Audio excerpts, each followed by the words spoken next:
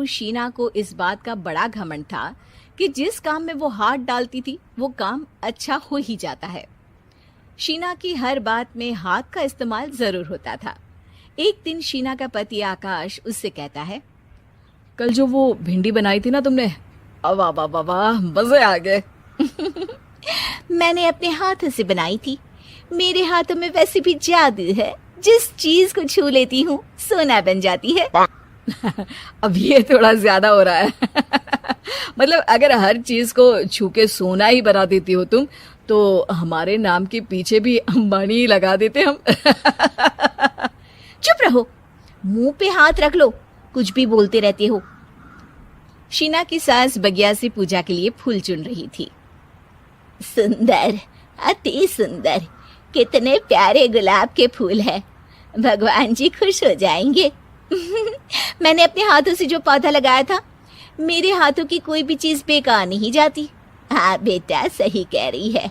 इसीलिए तो तुम्हारे पिताजी से मैंने अपने बेटे के लिए तुम्हारा हाथ मांगा था।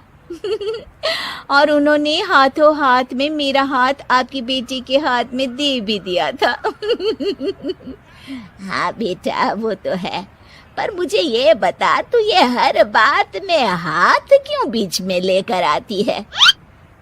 माँ जी, पंडित जी ने हाथ मेरा देखकर नैनीताल में कहा था कि मेरे हाथ जगन्नाथ हैं, मेरे हाथों से कभी कोई काम नहीं बिगड़ेगा, तो मेरे हाथों की तारीफ तो मुझे करनी पड़ेगी ना। हाँ हाँ, ठीक ही कह रही हो वैसे। तो मिलाओ हाथ इसी बात पर।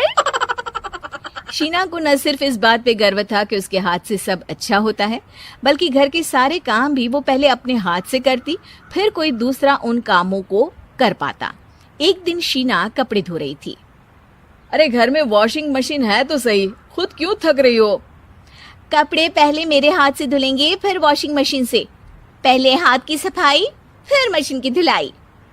अगर आज डाकू गब्बर सिंह होता ना, तो वो ये हाथ मुझे दे दे ठाकुर, तुमसे जरूर कहता, और मैं तो दिलवा भी देता तुम्हारे हाथ। हर एक काम में हाथ बटाओ, ज्यादा जुबान न चलाओ, वरना दूंगी एक उल्टे हाथ से। क्या दोगी? कपड़े दूंगी, लो निचोड़ो। ऐसे ही एक दिन, अरे बहू, ये सोफे पर चढ़कर हाथ से पंखा क्यों घुमा रही हो? माँ जी, क्योंकि मेरे हाथ से घूमेगा तो ज्यादा अच्छे से हवा देगा। अरे बेटा, फिर तो तुम गाड़ी का पहिया भी हाथ से घुमा के मायके जाया करो। एक बार आकाश ने घर पर कार लाने की बात छेड़ी। माँ, सोच रहा हूँ कि एक कार लेकर आता हूँ। ले ले बेटा, क्यों नहीं? अरे पैसे हो तो हवाई जहाज भी ले लेना। हाँ, पैसा तो हाथ का मेल है, ले लेते हैं। इस हाथ पैसे देंगी, उस हाथ कार ले लेंगी। मुझे तो लगता है कि बहू कार भी अपने हाथों से धक्का लगाकर घर लाएगी।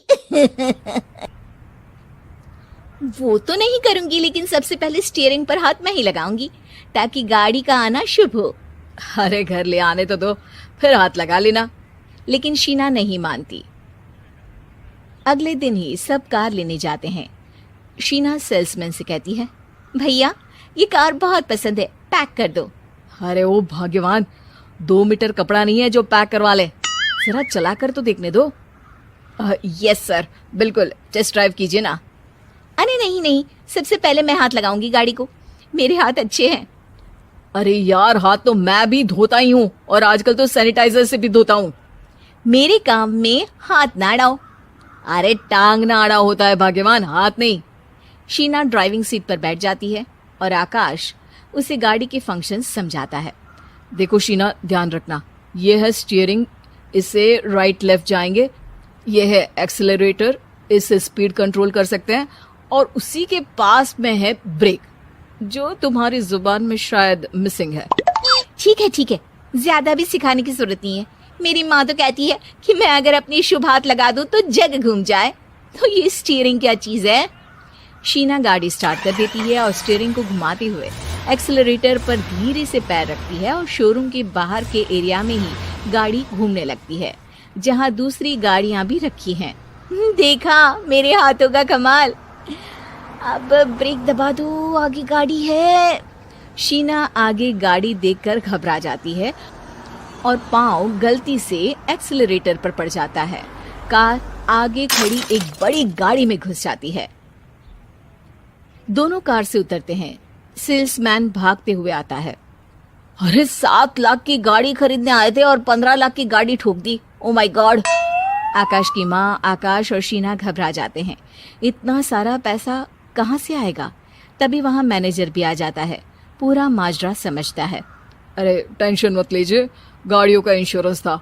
आप जो कार लेने आए थे वही खरीद लीजिए। पर मैडम, जब तक आप सीख ना ले तब तक गाड़ी मत चलाइएगा। अभी तो आपने गाड़ी बस ठोकी है, जिसका बीमा भी था, लेकिन सड़क पे चलते हर इंसान का बीमा नहीं होता।